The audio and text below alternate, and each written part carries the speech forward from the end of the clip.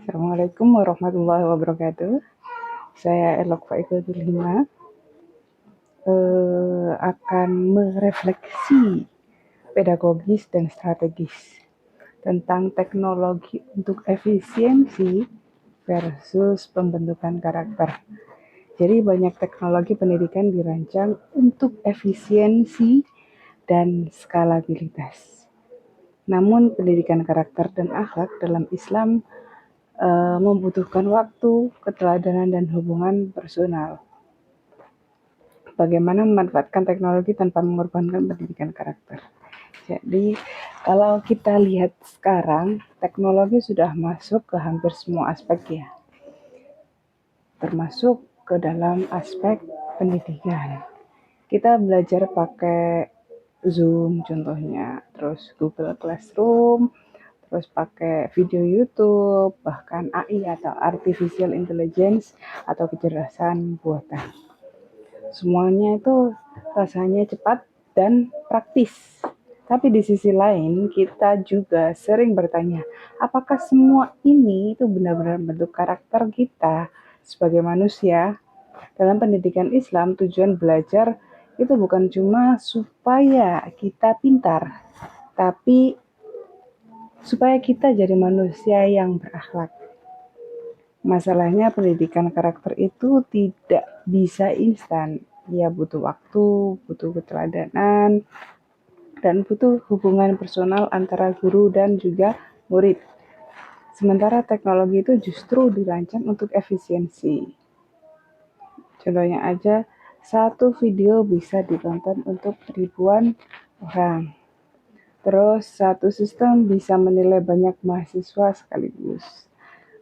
Disinilah itu muncul ketegangan antara efisiensi teknologi dan pembentukan karakter.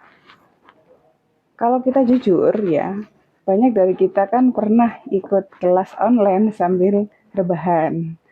Terus kamera mati, bahkan sambil buka aplikasi lain. Secara akademik mungkin kita hadir, ya dianggap hadir karena terdaftar, terlihat ada. Tapi secara sikap dan adab, apakah kita benar-benar belajar? Dibandingkan ya dengan kita bertemu langsung dengan dosen yang disiplin, cara bicaranya santun dan tegas soal kejujuran. Tanpa banyak teori, kita belajar adab hanya dari melihat sikap beliau. Dari sini kita bisa belajar, kita bisa melihat bahwa teknologi itu sebenarnya netral ya. Yang jadi masalah bukan teknologinya, tapi bagaimana kita menggunakannya. Kalau teknologi menggantikan hubungan manusia sepenuhnya, maka pendidikan karakter akan kehilangan ruhnya. Namun, kalau kita menolak teknologi sama sekali, kita juga akan tertinggal. Jadi, tantangan bukan memilih salah satu, tapi bagaimana menyeimbangkannya. Teknologi itu seharusnya membantu hal-hal teknis, menyimpan materi contohnya, mengatur tugas, terus atau menyimpan informasi. Tapi untuk hal-hal seperti pembentukan akhlak, diskusi tentang nilai dan keteladanan, peran manusia itu tetap tidak bisa digantikan.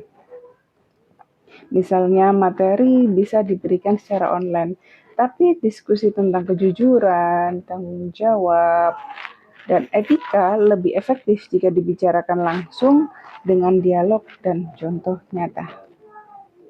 Jadi pendidikan Islam itu tidak anti teknologi. Yang kita butuhkan adalah teknologi yang dikendalikan oleh nilai, bukan nilai yang dikorbankan demi teknologi.